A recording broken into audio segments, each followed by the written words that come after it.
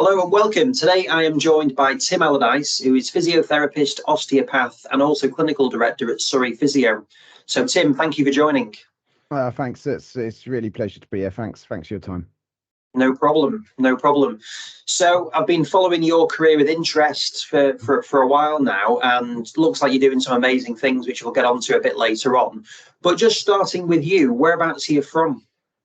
So I was born in Kent, in sort of now sort of kind of blended in with Southeast London. But I was so born in Farnborough Hospital, in Bromley, and I've lived in Bromley all my life.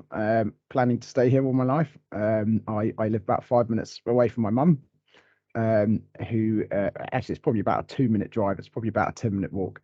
And I love the area. My wife is a Croydon girl, and she is Croydon's the next town on from Bromley.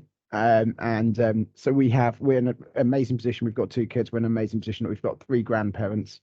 Unfortunately, I lost my dad 10 years ago, but to cancer. But we're in an amazing position. We've got 3 grandparents within a 20-minute drive of where we live. So we're pretty much settled here.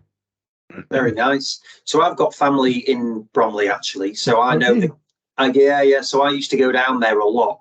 So the Glades Shopping Centre. Yeah, we've got a Glades, which is fantastic. Bromley's a beaual area. Are they still there? Your family's still there?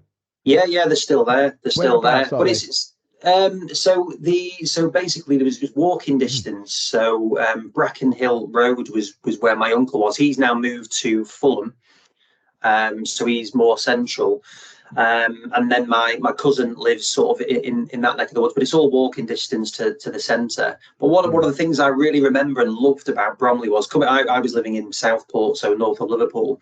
We used to go down there, and they used to have the football goals up with the nets, and that was like an absolute novelty. I don't know if they still do that, but my brother and I and Dad used to go down.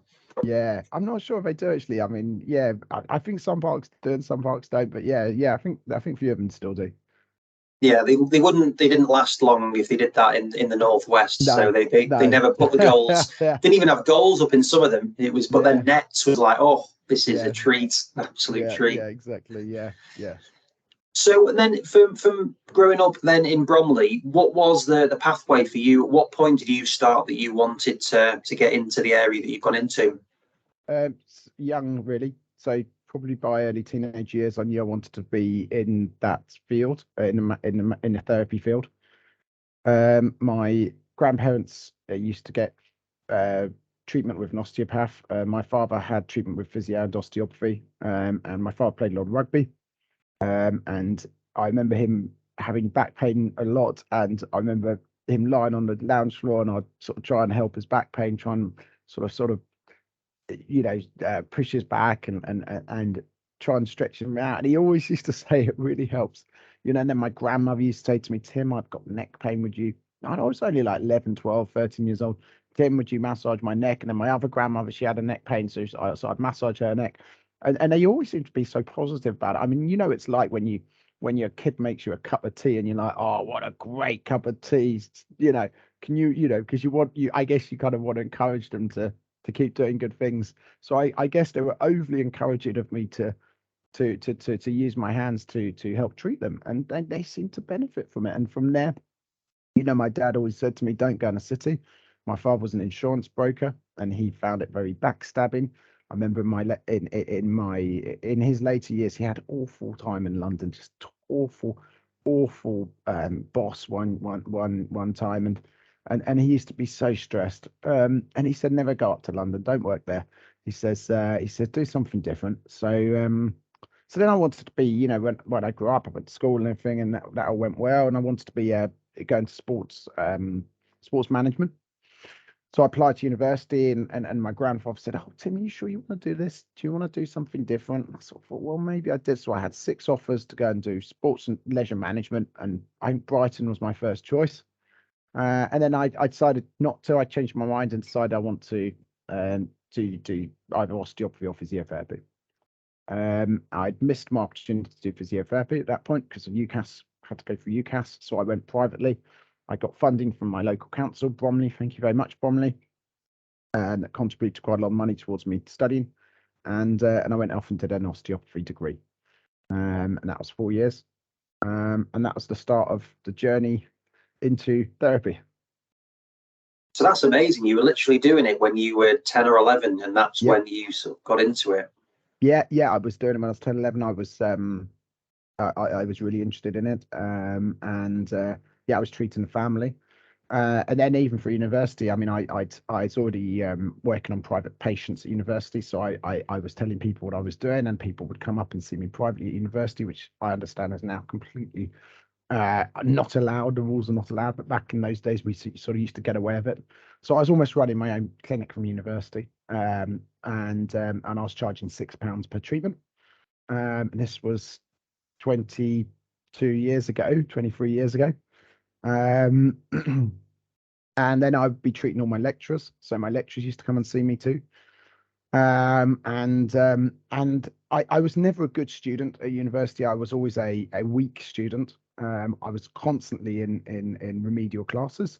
I wasn't the brightest student, but I just seemed to, I felt like I had a gift with my hands. And I felt I could help people, and I wanted to help people. So I really tried to tune my manual therapy skills. Well, that's fascinating then. So a couple of things there then. So the lecturers, is it the lecturers that came to see you? So these are the osteopathy lecturers. Yeah. I mean, one prominent one, amazing guy. You know, he's written many books, and he used to lecture us, and he was a tutor, and he used to have regular back pain and neck pain, and every year he'd ask a student, could you treat me? So I was sort of the chosen one for this particular lecturer, and others as well. You know, I would treat the tutors and lecturers as a student, and help them, and they all were very positive about the treatment. And I felt like I was really helping people, and that was what I knew I wanted to do. My mother was a nurse, my sister was a nurse, and my grandmother was a nurse. So I had 3 nurses in the family, and I think that's where I always had that feeling like I wanted to help people. And from an age, I was always instilled about what my family motto was. So our name is Allardyce, which is Scottish. So I consider myself half Scottish, half English. My ancestors are from Scotland. And our motto is in defence of the distressed. And I try and live my life like that. I always try and look out for people, especially people that are down or distressed or in a bad place. Right, very interesting. And then, do you think that when you were doing that, I'm sure that £6 seemed like quite a lot of money at the time that you were doing. And do you think like that's one of the things which we work with plenty of people in this area in private clinics, and I think a lot of people do struggle with asking for money for things. Did that help you that you were doing that you were doing that business element of things quite well very early on? Yeah, I was always. I mean, I knew I needed to pay for my insurance, so I had a separate. Sorry, I lost my voice last week, so I'm still a bit croaky. I always knew that I needed to pay for my insurance, and a little bit of equipment. So I used the money towards insurance really, and other costs. And I didn't make any real money out of it. I made a little bit out of it, but just enough to keep by. And I've done so much stuff for free. And it is hard to ask for money sometimes. Sometimes you have to do stuff for free if you want to progress. Sometimes you know you've always got a battle between how much do you value your time, so I charged just to cover my costs, and it worked out really well. People were happy to pay that, and I continued doing that for a year or so, and then left university, of course, and then felt a bit lost and felt like I wanted to work in sport. So I was in a situation where I always wanted to be a physio, and so I because I missed my UCAS, I didn't get into it. So I knew I had to go back and essentially sort that out. And so what was the difference? Like, why did you do osteopathy when I know that you did it because of the UCAS stuff, but did you still think actually osteopathies are going to be something that's going to be beneficial? Yeah. So I I I guess I was in it and I couldn't really get out. I didn't really feel like I could get out of it. I mean, I kind of enjoyed it. I can't. Some things I enjoyed, some things I didn't enjoy. About it. I found it very, very hard. I found it a very, very tough course. I didn't enjoy the hours. I didn't enjoy the amount of work we had to do. We had to do 1,500 hours of clinical work, and I found that very tough. I wasn't a good student. I did enough to get through. But you know, I just had this love of sport, and I wanted to be involved in sport. So my goal became, how do I get involved in sport? And I realized that osteopathy wasn't the best route into sport. And my path at that time was, I want to do sport. I want to do professional sport. I want to do elite sport. I want to look after the best runners. I want to look after the best athletes, you know. So I felt restricted as an osteopath. And I knew my calling was in physiotherapy. And that was where my path lied. So that was a trip back to university, 3 more years, and did physiotherapy, and enjoyed it. But you know, I think we can all relate to the physiotherapy degree as being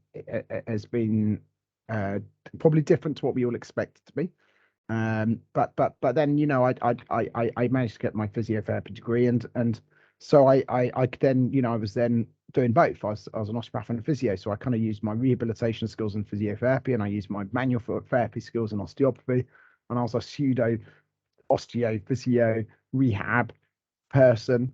And you know, and I was also really, really lucky, because in between doing the osteopathy and physiotherapy, I studied heavily under a guy called Paul Check. So there was a couple of sort of people have started talking about this guru called Check, and he really was an incredible guy.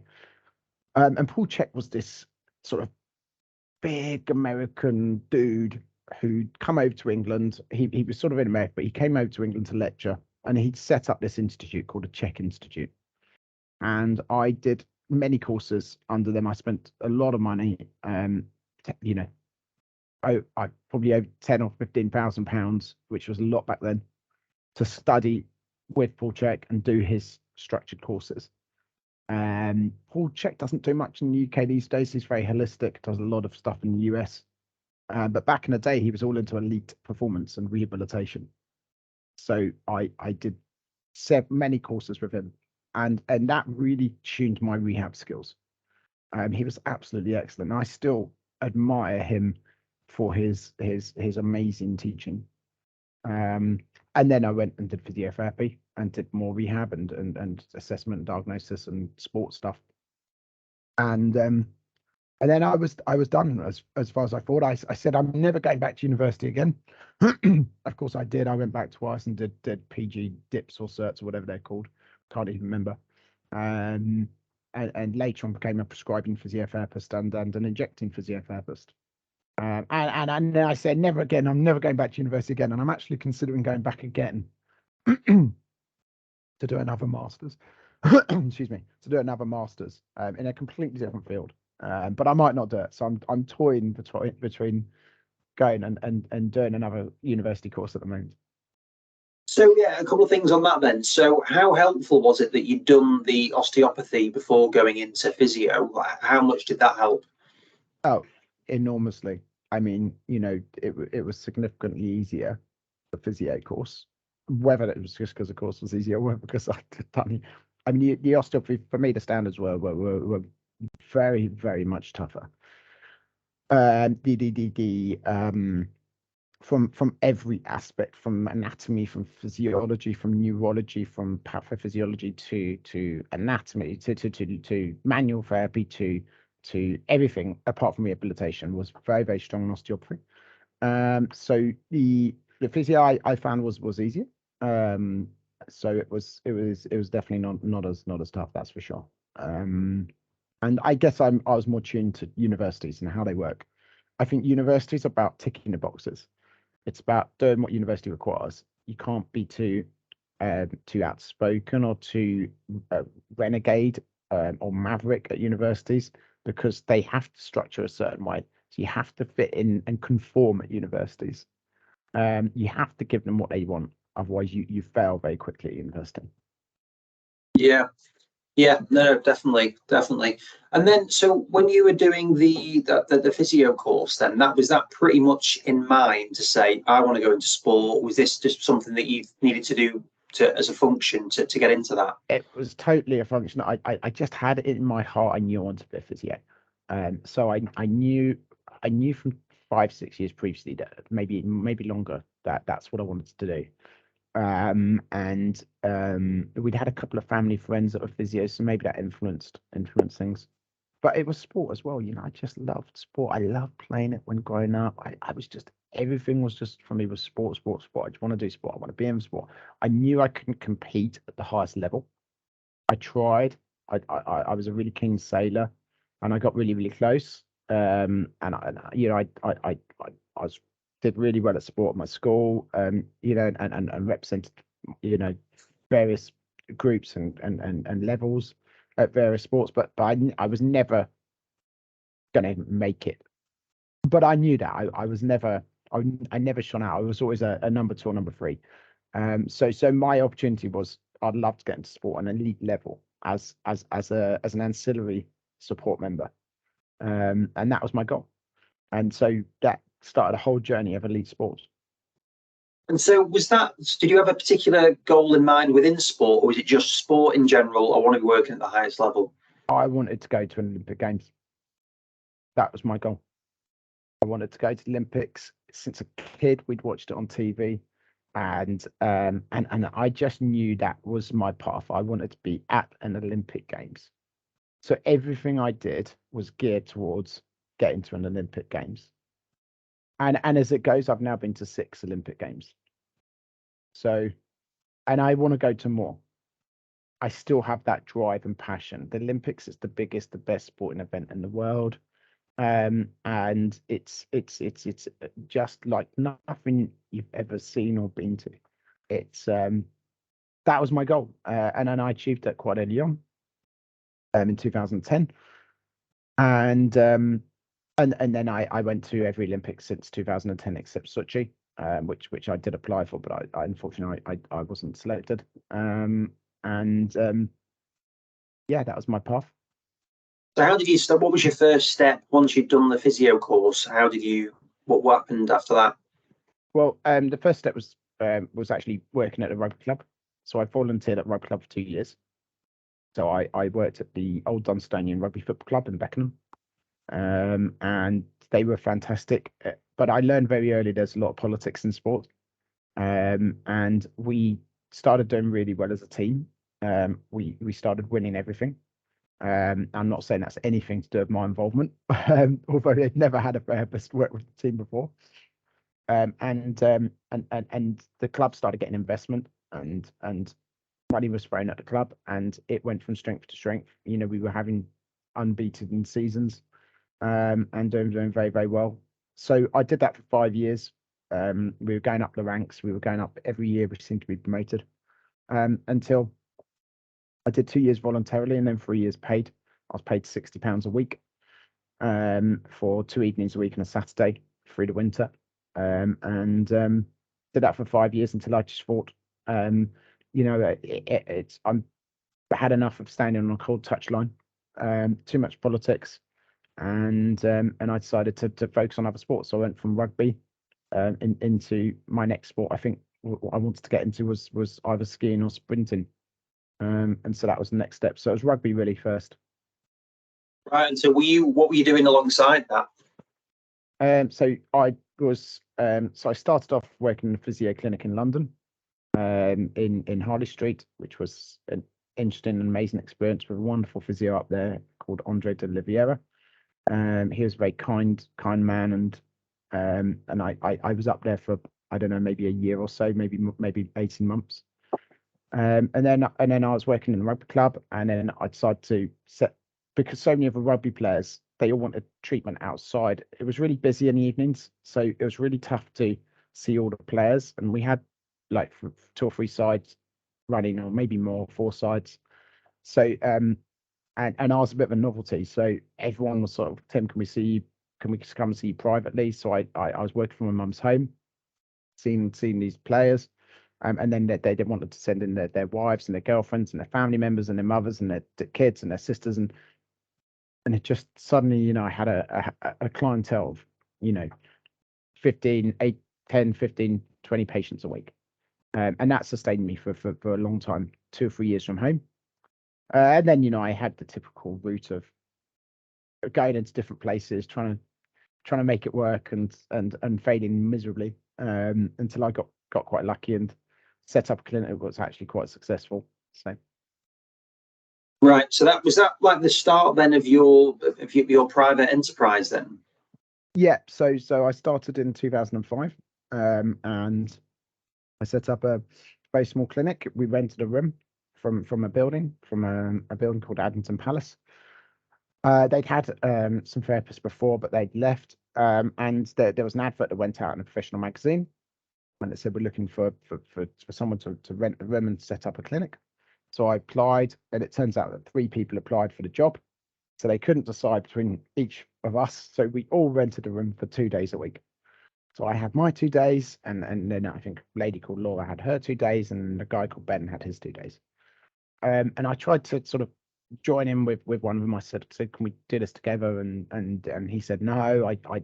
I wanted to go sports injury, so I was like, I want to set up a sports injury clinic. Do you want to come in with me? I've got this big vision. I'm going to grow this big clinic and see all these elite athletes, and we're going to do this amazing things. But he just didn't see the same vision. So I ended up going on my own, and I got busier and busier and busier, and they tailed off and eventually left, and that was it. So I rented this room for a week, and then and then the next step was I took on an associate, and then I got an administrator, receptionist for 2 half days a week. And then, and then it just grew very, very slowly from there. We were starting with 40 patients a week, and built it up, and now I think, my clinic group, I think we probably see somewhere in the region of sort of 150,000 appointments a year, maybe 200,000 appointments a year. But it's just grown very organically. That's amazing. So that's pretty much all from that start of 2 days a week shared, and that's where it's gone from. 2 days a week shared. Yeah, and it's such a hard thing. Back in those days, I was paying £600 a month for room rental.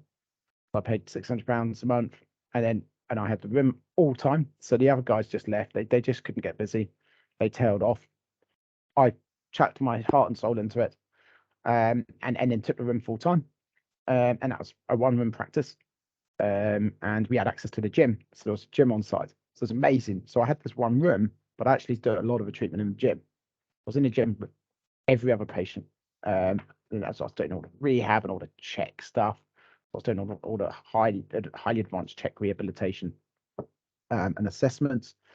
And then I started promoting myself in elite sport. So I would give free treatment to the local sprint groups at Crystal Palace Sports Centre. So I turned up Crystal Palace, and I started to network and tried to make friends and got to know the coaches. I used to turn up there and say, this is what I do. I'd like to get into this sport, into looking after elite athletes. Would your athletes like free treatment? And they all said yes. And for the next 2-3 years, maybe longer, I treated their athletes for free. And then it just happened that one of them did really, really well. So one of them became, the UK's top ranked #1 senior 200 meter sprinter, and very highly ranked in 100 meters. He won national championships, went to several Olympics, and I looked after him. And there were others as well. Britain's top 100 and 200 meter sprinter, we used to train down there. So she became a patient, and then weightlifters started coming in, and they started doing very, very well. As a suddenly I had a sort of group of 4 or 5 athletes going into the London Olympics in 2012, where I volunteered, and I had 4 or 5 private athletes there who'd qualified, and so that was really, really fun, looking after them, seeing how they did, and so they were all treated for free. Right. So I used to go to summer camps at Crystal Palace, and I always used to see a lot of the athletes that would go in there. So was that like, were they coming because you were there basically then? So some of them would be there, but then the other ones would come to you because you'd been successful. Who is the children's beta runner? I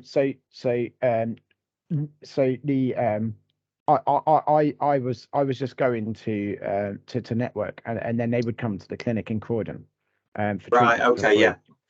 Yeah. So they were really at Crystal Palace to train, and there's lots of coaches down there from all sorts, from a lot of coaches there so I was literally just being there as a liaison for the coach, and Yeah. as in I can help your athlete get over their injuries, because they were all getting injured. Every single athlete was getting niggles problems, and they all pulled up. They were all getting hamstring problems, as athletes and sprinters do.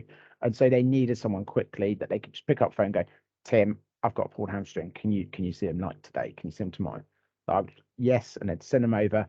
And I was an available physio, and you can't do that these days because people are so busy. You just need to have those free gaps in your diary where you can see these guys. And so I was looking after a lot of people, ranging from weightlifters to some footballers to some excuse me a second, let me just turn off my Skype, to some get rid of that. I was all sorts of athletes I was looking after. And then I had a big breakthrough in 2010, going to the Olympics in Vancouver. So I ended up being a physio for a skier who took me as part of his team, and that was the start of the Olympics journey. So what was it like then? Bearing in mind this has been something that you've been wanting to do for so many years, and then all of a sudden you're in the Winter Olympics, and then 2 years later at the Summer Olympics. It was like a dream, and it still is like a dream. It really is, and it's a huge privilege and huge honor to just go shut my phone down because my phone's ringing.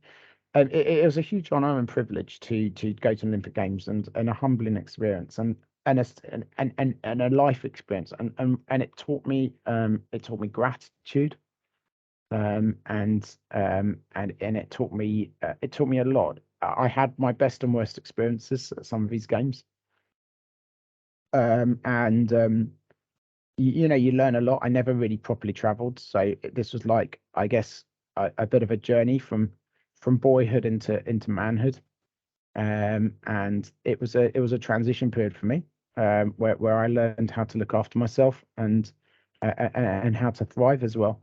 And being around Olympic athletes, it's like nothing else. It's very special.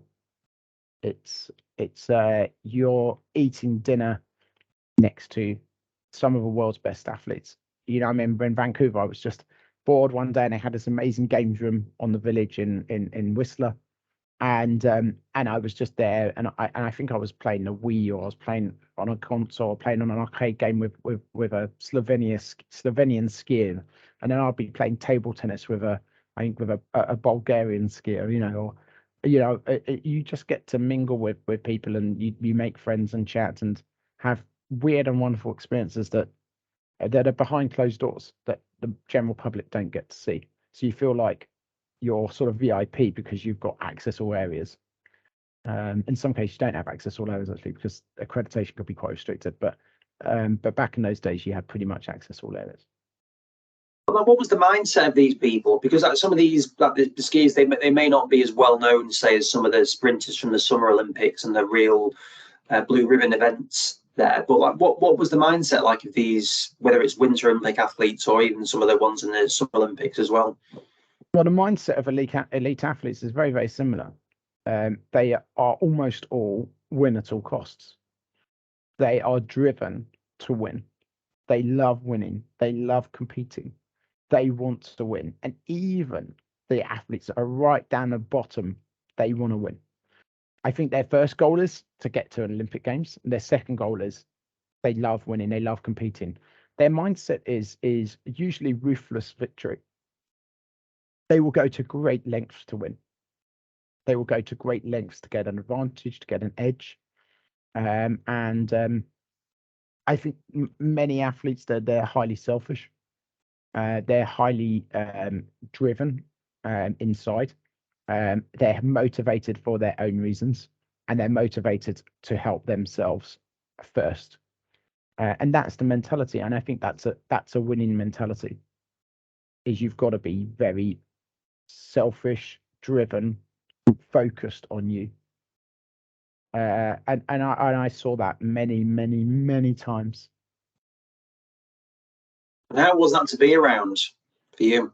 Because I guess that you're one of the people that are being judged by all of this, aren't they? That you're there to do a job to help them. Yeah. So my job is, so it's interesting because you say, I mean, you know, my job ends up being really varied. You know, from 1 minute I'm a massage therapist, and then the next minute I'm running errands. The next minute I'm picking up journalists from airports. The next minute I'm picking up t-shirts and equipment. The next minute I'm carrying skis. Next minute I'm a photographer. Then I'm a videographer. Then I'm reviewing video footage. Then I'm posting things and going to the post box.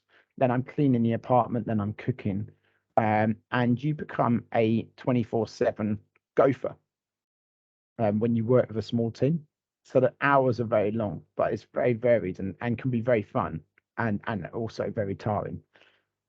With a big team, it's much more structured. You know, you've got a job role. Don't step outside of that job role. In a small team, you do everything.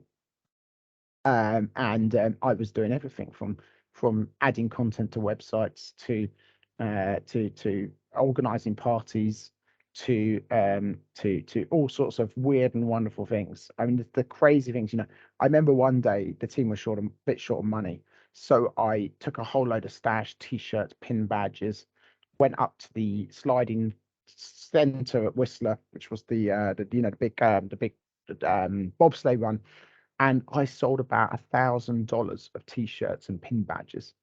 Had a massive wad of cash. It was the day that Amy Williams won gold in the skeleton bob for Great Britain, and that was great seeing her be victorious. So I sold all the stash, got on a ski team equipment and stash. Went back to the boys with a massive wad of cash. I went, there you go. There's a whole load of money, and they were blown away. So yeah, it's, you know, my job was interesting. It was fun. There were good times and bad times, of course, like any experience. You often have that when you travel. And I made mistakes, big mistakes. I made stupid mistakes. I did stupid things. I did a lot of good things. I did a lot more good things than bad things. Many good things. And that was the journey. I can imagine it's quite a steep learning curve when you're in that environment. Yeah, it is a steep learning curve, and yeah, you have to learn quick. You have to be very adaptable, or you just end up being a waste of space. You just experience so many different things. I mean, there's so many stories I could tell you, crazy stories of things that happen behind closed doors, that go on, and you know, you just see and do stupid things, crazy things, fun things, usually involving media. Or I now have a rule, actually. I now refuse to talk to media at a big games due to one error that I made talking to a journalist once, and not badly compromising my team, but not impressing them when a news report came out on a Russian website. So you make mistakes, you learn, and then you realize, you know, don't do stupid things again. Yeah. I won't delve into what you said anyway. But so in terms of what's it like in the Olympic Village then? Because you hear stories of, you know, whatever, but what's the atmosphere like? Like, are people, how professional are the athletes being? Like, does that vary? What's it like in, whether it's London or any of these places? The atmosphere is electric. It's phenomenal. It's such a privilege. I mean, you know, I remember just Tokyo. Tokyo was such an interesting. You know, we were on this sort of man-made island, massive island, and you know, they had this massive road with flags either side. You know, of every country, every athlete's village does. They always have the flags, but in Tokyo it was so prominent because these flags pointed towards this incredible rainbow bridge. It was like 25 degrees every evening, maybe 28 degrees. It was warmish, humid, really, really warm. And I remember walking out most nights, and I'd walk down this road and just absorb the electric atmosphere. The people were out. There was a team, I can't remember who it was. I think it was it was like the Polish team or something. Were playing this massive game of Jenga, and then you'd come across then we'd come across one of the Africans teams decided to have this huge impromptu sing song, and they were dancing and they were singing, and it was absolutely mad. And then you just see some crazy things. In London, I never forget such an interesting time when I was walking along. I actually videoed it. I've got an amazing video. I'm sure it would go viral if I posted it on YouTube. I was walking along Athletes Village in London, and some people. I was walking next to this group of people. They were the New Zealand team. They'd just flown in. They'd just arrived in Athletes Village. They'd obviously had a very long flight. And so I was sort of following them. I was going the same direction as them, and then I could see they were walking towards their accommodation, which had a big, New Zealand, covered in New Zealand flags, as all the teams covered their apartment blocks, and there was quite a crowd actually waiting for them with the New Zealand Olympic t-shirts on, and so I thought, oh, what's going on there? So I sort of loitered a bit and watched. And the most amazing welcome took place. And what happened was the team that had come in, they were walking in towards their accommodation, and just outside, the team who were already checked in came out and they did a haka to the team that were coming in. And if you've ever been 2 meters away from a 6'4" New Zealander doing a haka, I'm telling you, I mean, you've got sweat and spit just flying everywhere. And so they did this incredible, highly fueled haka, and then the arriving team did a haka back, and then they all lined up, and they each one by one went along the whole line and gave each other hugs or high fives, and it was so beautiful, seeing how different nations, different cultures welcome people, and you just get to experience some wonderful things. So Athletes Village is an interesting place. It's highly driven, highly electric. And the food halls are huge. I mean, you have these massive food halls, and the athletes sit there for hours in these food halls. They're these days. I mean, back in the day they weren't, but nowadays they're all on their phones for an hour, 2 hours sometimes in the food hall. It's like an escapism. And then you've got the gyms, incredible, massive gyms. You've got medical centres. You've got games areas. You've got recreational areas. You've got laundry facilities. You've got dentistry facilities. You've got a couple of small shops. There's quite a few things to do. Yeah, sounds incredible. Are they pretty consistent then from one to the other? I know that Tokyo was the COVID one, was it? Yeah, Tokyo's, so was Beijing. Beijing this year was highly COVID, so that was a very unusual experience. Being in Beijing this year, very, very hard to get out to. I had to fly by Vienna and then Istanbul, and then from Istanbul into Beijing. There were no public flights at all. I had to get a charter flight. Fortunately, that was laid on by the IOC, but it was very, very hard to get into Beijing and hard to get out of Beijing as well. And they shut down the whole city. The whole city was shut down. Athletes Village was basically quarantined. We were, same as in Tokyo, we were tested every day. It was a very tense atmosphere. The tenseness comes because if you fail a COVID test, you are in deep, deep trouble. They will ship you off to a hotel in the middle of nowhere, and the food will be terrible, and you'll be stuck in a room for 2 weeks. And that's very, very nerve-wracking for the athletes, even more so for the athletes than it is for us. So we're tested every day. Everything was locked down. There weren't spectators. We didn't see cars. We didn't see people. That many people. All the volunteers were fully chemical suited up. So they all had these big white suits. Not strictly chemical suit. They had hoods. They all wore hoods. And virtually every volunteer had these full white sort of suits. And everything was restricted and controlled, which was because it was a COVID year. Beijing got hit very badly just before the Olympics with COVID, so that was interesting. Yeah, it must really change the dynamic compared to, like, I just remember London being like one of those amazing 3 weeks for, like, just as a spectator, but to be involved in that must have just been crazy. Yeah, it was really weird. I mean, Tokyo was unusual because marching into the opening ceremony in Tokyo, I mean, we were marching into a stadium which I guess would have a capacity of, I don't know, let's say 80,000 people, and the stadium was 95% empty.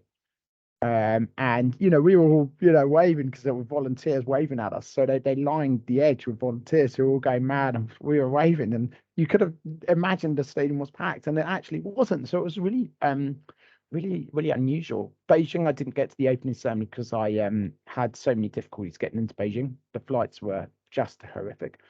It took me like 3 days to get to Beijing in the end. And I arrived a few days after the opening ceremony. But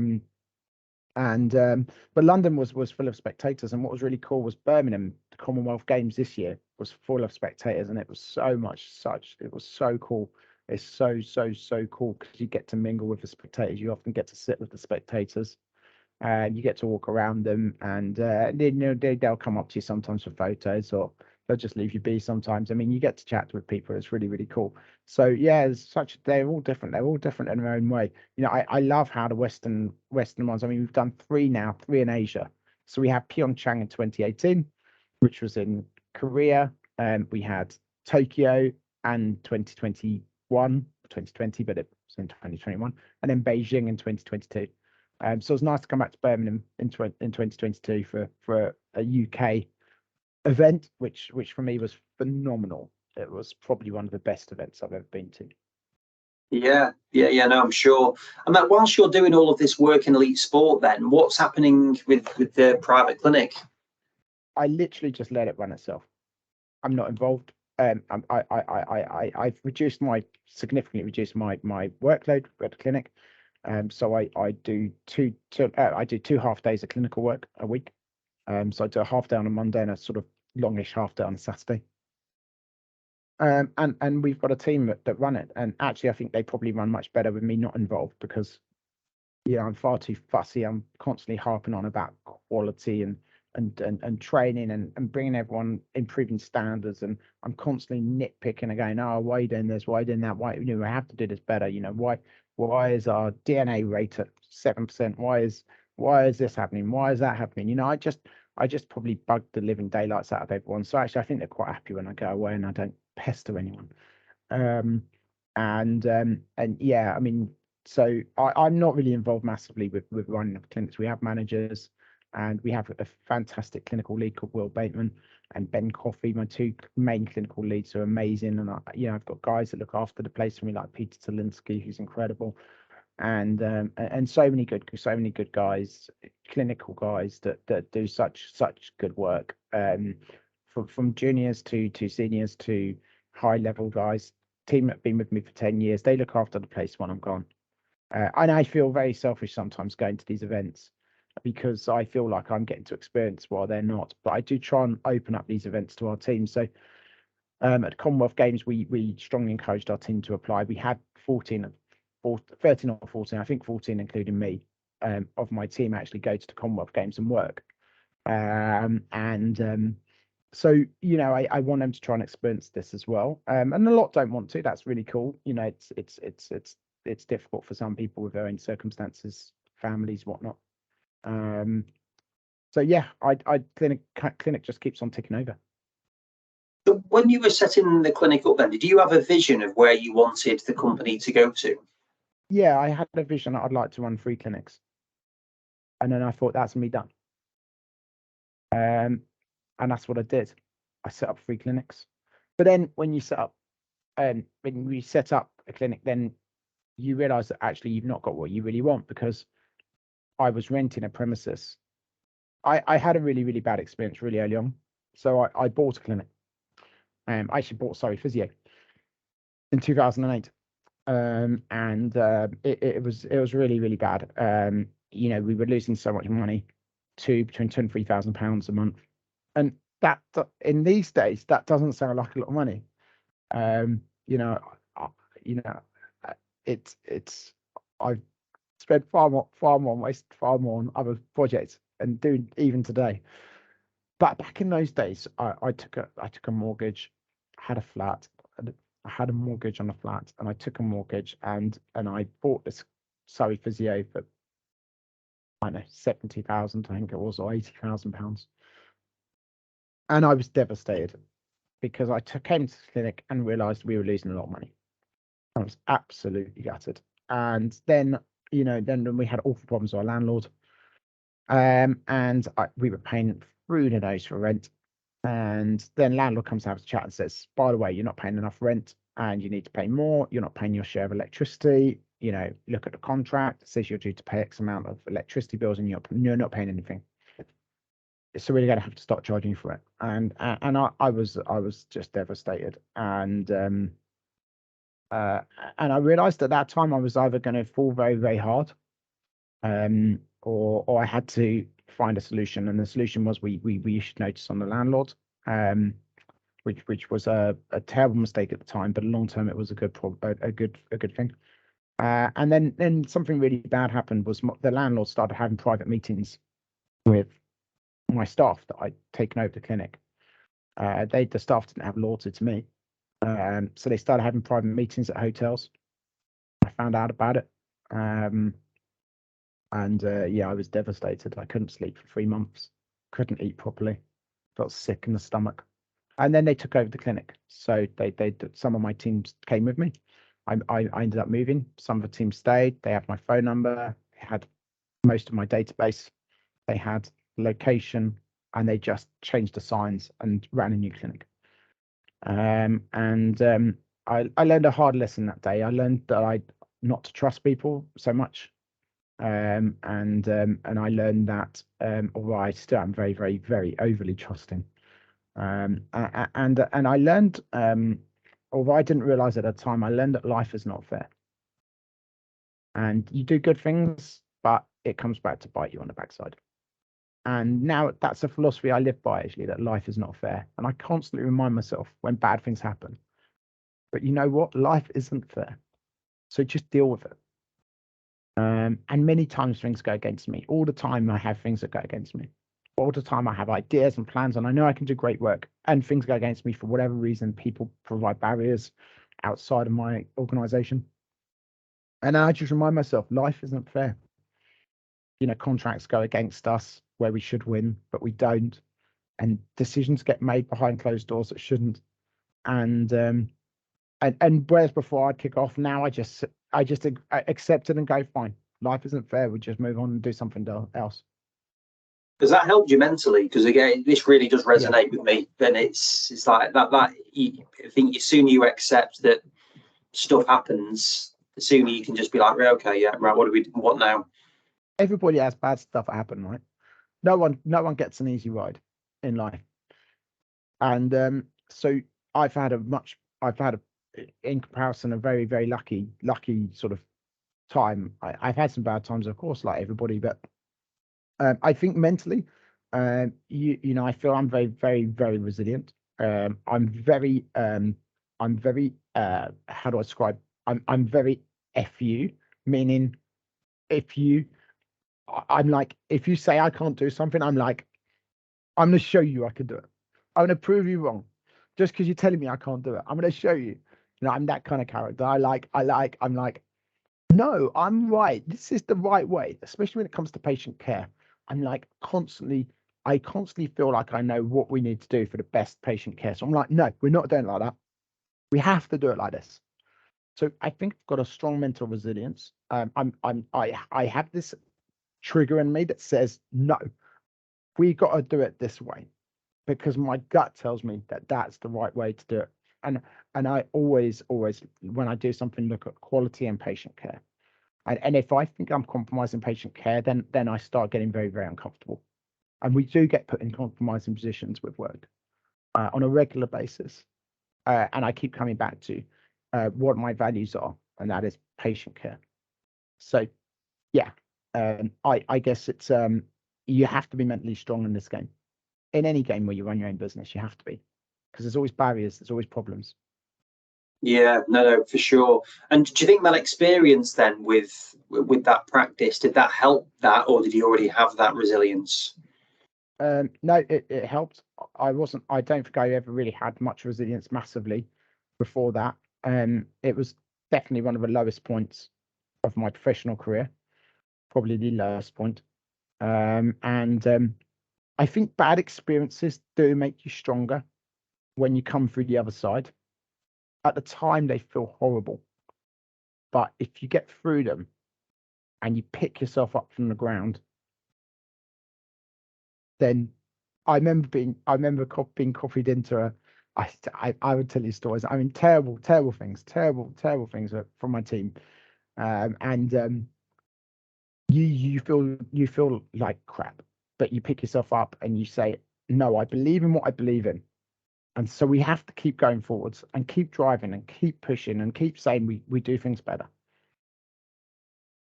Yeah, no, I think it's a really good attitude, and it's worked out well for you, and that your growth is really impressive in terms of what you've done. So how did that happen? Like, how quickly did it take to build to where you're at now? It's been slow. But we're very organic, and I always try to be really organic with our growth. So I've put almost everything back into the business. I take very, very little out of the business, very, very little. I pay myself a small salary. I lead a very unextravagant life. I drive a smart car, my third smart car, and I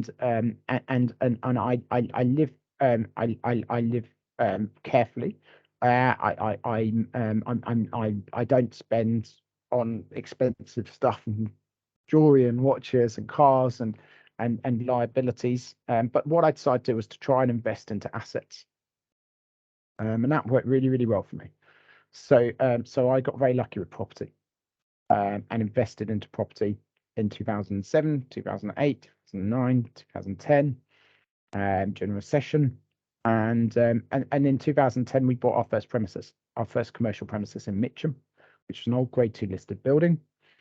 And I'd say the clinic makes a small profit every year. I mean, sometimes makes a loss. I'd say on a good year, if we made £10,000 out of the clinic, we've done quite well.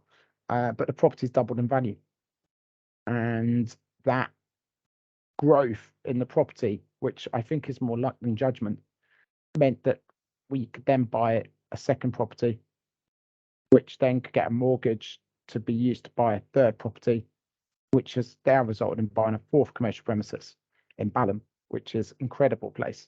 It's beautiful. It's a stone's throw from Clapham South Station. It's not big, but it's lovely.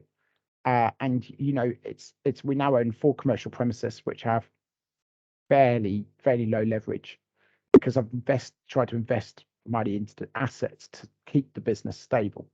And so I've constantly pumped money back into the business, into the staff, into the premises, into the organisation, and taken very, very, very little out. And one day I hope maybe we can turn it into a free clinic. I'm not massively driven by money, actually, and I'd love to have. That's why I wanted to do NHS work, because I wanted to make good quality care be available to all, not just to private patients. And I really believe in that, and I really believe in that ethos of offering great care to everybody. And so I really hope one day we'll provide a teaching clinic or a free clinic. We take on a lot of students. We take on 40 students a year. So we've got 4 students from the University of Buckinghamshire right now. Hi, guys. If you're listening, you won't be listening because you'll be at clinic, but hi, guys. So we take on students every year, up to 40 a year, sometimes slightly over. And I really love teaching and supporting students. And hopefully one day we can turn it into a free clinic or something like that. I'm not sure. That's really cool. No, it reminds me of, I think it was Ray Kroc, the McDonald's guy who developed it. Was like, we're not in the burger business, we're in the property business. And yeah. Sounds similar to your way of dealing with things. Yeah, because you know what? Some actually clinics struggle to make good profit.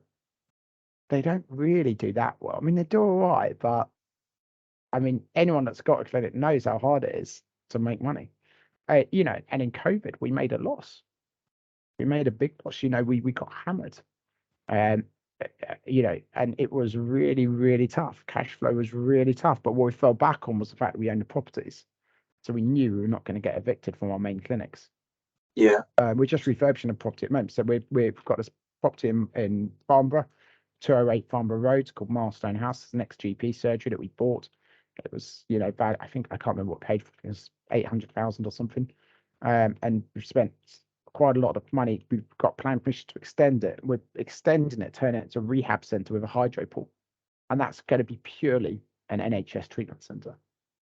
95% of our work there is NHS, but we're throwing in £150,000 to convert with a hydro pool, with an underwater treadmill, with a gym rehab space, and it's got 6 treatments on the ground floor and some treatments above it.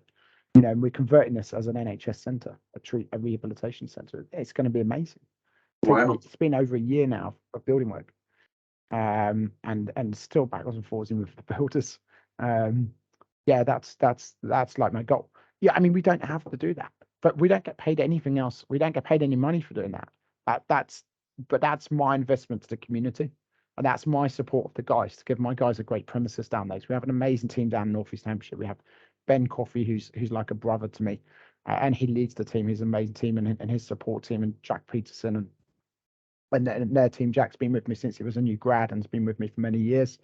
You know, he's Ben's right hand man down there, and even to our new grads like Jade, who's amazing. You know, we took her on from University of Brighton. She came into this placement and loved her, and she was so motivated, and she's now working with us. So we try and take on a few new grads each year, and we want to provide this amazing facility for patients for free. So, like, what would your advice be then to say someone who wants to do their own clinic? Like, your philosophy will be, you could look at it and just think, wow, is that like that's not coming at it from the business perspective, is it? Well, you're not business first. It's in terms of developing quality stuff, which is really refreshing to hear. Well, what have you got any advice for people that may be looking at starting their own clinic who might be a little bit like, God, should I be doing this? Yeah, it's a tough decision. I think the first thing is when you set up a new clinic. Luckily, it's not the same for me now. There's a lot of pitfalls, of course. You're like a one-man band when you first start, right? Because you've got to do the marketing, you've got to do the bookkeeping, you've got to do the promotions, you've got to do social media, you've got to, you know, email patients, you've got to do everything, right? And then you gradually build it up, and you gradually spend all your money on your first administrator or receptionist, and then you bring an associate, and then they take a percentage of the wages. Now we employ 95% of our staff. I think we employ now somewhere around 120 people. But when you first start, you take on an associate because you can't really have the bandwidth to do all the PAYE and whatnot, and the money as well, you know, so it's just easier to manage. I would say to anyone, go for it, but be aware that it's a huge burden on your life. You are 24/7 responsible, and when the fire alarm goes off, when the burglar alarm goes off at 3 a.m. in the morning, it's your butt that's getting out of bed to go and turn it off. When a patient hits their car because they decide to drive into the wall, it's your problem. When toilets get blocked, it's your problem. When your team member's front door burns down because they had a small fire in the front of their porch for some unknown reason, it's your problem. You know, when their kid is ill, it's your problem. You know, and so everything ends up being your problem. So you have to be a great problem solver. So as long as you're okay with that, and you understand that actually, if you want to make money, go into finance. Because I did better in property than I did in physio clinics. And I'm involved in finance to some degree, through the stock market. And I think there are easier ways to make money in physio clinics. I really do. But they also feel good because you know you're doing a really ethical thing. And I always feel good about what we do. I feel like we're helping people, and I feel like we're really ethical in how we help people. We'll never rip anyone off. You know, if I ever had, just yesterday, I gave 2 people free treatments. You know, at one point we were given 10 or 15% of our whole treatment list were given pro bono or heavily discount treatment for people that couldn't afford our treatment. And you know, all the athletes used to get free treatment. Even yesterday I gave 2 people free treatment. So I literally said, I just don't think I can help you. And so I gave them free treatment. And one of them actually came in for an injection, and I actually talked her out of it. I said, I just don't think you should have an injection. So I actually didn't charge her. So yeah, I mean, I don't think it's that easy to make money in clinics, but you can do all right. You can do all right. Yeah. No, it is a challenging one. And then what's the book going to be on? So I've been writing a book. I'm such a culprit for starting things and not finishing things. I've actually written I've actually started 3 books. But my one that's most likely to actually move forwards is a book I've written about osteoporosis. So it's just an area I'm interested in from treating patients. And I've been working on that for about 18 months, maybe 2 years. And it's like 95% there. And I've got 5 more days of work. So I'm going to push for the next 5 days, and it's going off to an editor. And I really hope to self-publish that. I don't think we're going to get a publisher. I'm sure we're not. I haven't approached any publishers, but I just know how hard it is. So it's about a book about osteoporosis and doing exercises to help strengthen your bones, and diet and lifestyle and all sorts of research on osteoporosis. You know, tons of research. You know, dozens of research papers that I've read to provide content for the book. Yeah, right, amazing, very good. Yeah, I mean, maybe I can come and show people when it's done. Yeah, definitely. And then in terms of your own development, do you read many books outside of the clinical side of things, like in terms of self-development, professional development? That's a really interesting question. I was never a book reader, and for years, I never read a book. I'd read half a book or a bit of a book, 3 pages, and I'll put it down, never read it. And recently, in the last 2 or 3 years, I've started reading again. I've actually I've just been reading this amazing book called Living an Examined Life by James Hollis. It was recommended to me by my amazing mentor, Professor Tony Young, who is the guy that runs the NHS Clinical Entrepreneur Program. Big shout out to Tony. He's an incredible guy. He's been a huge inspiration and motivation to me to do good things in my life. And he recommended this book, which has been amazing. And I've also been writing a book about happiness as well. And so I was reading this book called Stumbling on Happiness, which I'm finding very, very hard. And then I'm studying about the heroes. I love their whole path of journey through life. And so I'm reading Otto Rank's original book. I've actually read the original. This is actually just a reproduction of an interpretation of the original on the myth of the birth of the hero. So that's been a hard read, but I'm about 3/4 through that. So I'm reading books. Most of the books I read are about life in general, psychology. I don't read so many professional books these days, like CPD books, like you know, on shoulders or on neurology or on physiology. I'm much more into psychology books, really. Yeah, no, really interesting. Life. Yeah, well, I've not seen any of those, but I'm a massive advocate, and I really love some of those ones. There's some ones that I might send you some of my notes on, because they resonate with your philosophy of doing things. And then just a couple more questions. Yeah, sure. Can I ask you a question? If you were to give someone 5 tips to improve their life, what 5 tips would you give them? 5 tips. Yeah. I would say focus. That's like one of the big things from my perspective. I've just got similar traits to you in that I love ideas of doing things, but you can't do anything unless you really have a clear vision in terms of what you want to do and sticking to it. And I'm still terrible. My team will probably agree with that as well. I get excited by stuff, Focus. I think being honest is a big thing that we do. Like we sell technology to a sales company and we sell education. However, just being frank with people, I think is good. Always be consistent. Do what you say you're going to do. That's a massive thing. Even if you can't do something, just be really frank about it. It depends. From my perspective, is get good people around you, and that's a massive thing. Is I love all of my colleagues, really value them, like really, they'll big me up and that they'll boost me sometimes. I rely on them.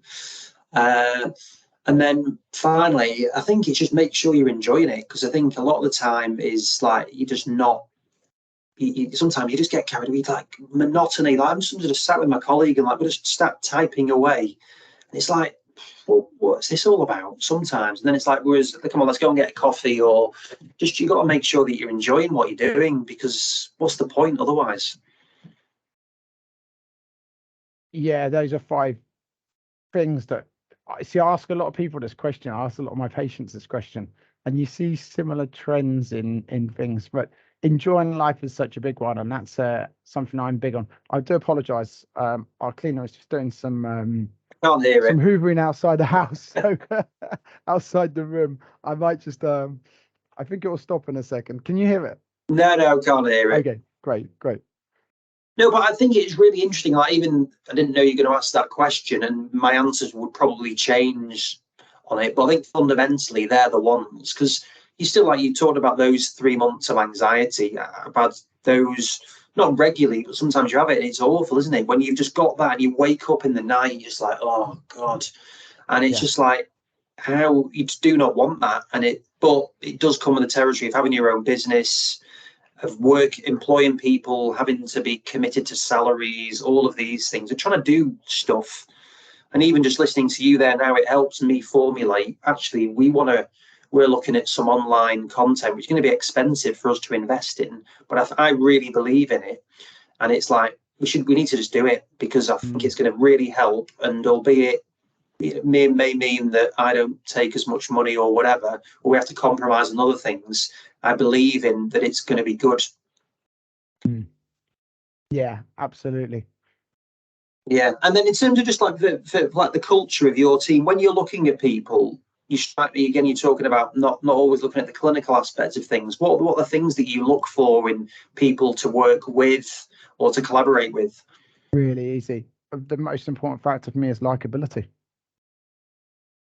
Yeah. Do I like them?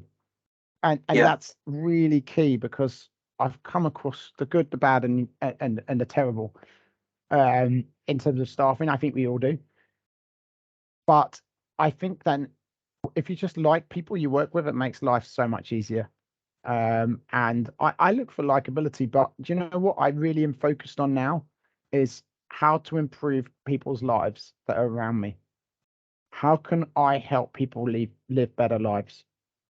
And I think before I was so focused on clinical and quality, and I realized that the problem with clinical and quality is that the bigger you get, the harder it becomes. And the pressures that are placed on you as an organization mean that you have to tick certain boxes, especially in NHS, which makes it harder to provide the quality that you expect. And staffing becomes harder as well. So it becomes harder to maintain the quality of your staff, and you try harder and harder and harder. And we do work very, very, very hard on quality, but it becomes so much tougher. It's so much easier when you're a small team and you can control it more. Hang on 2 secs. Okay, I'm just going to ask Maggie if she can. 2 secs. Yeah, sure.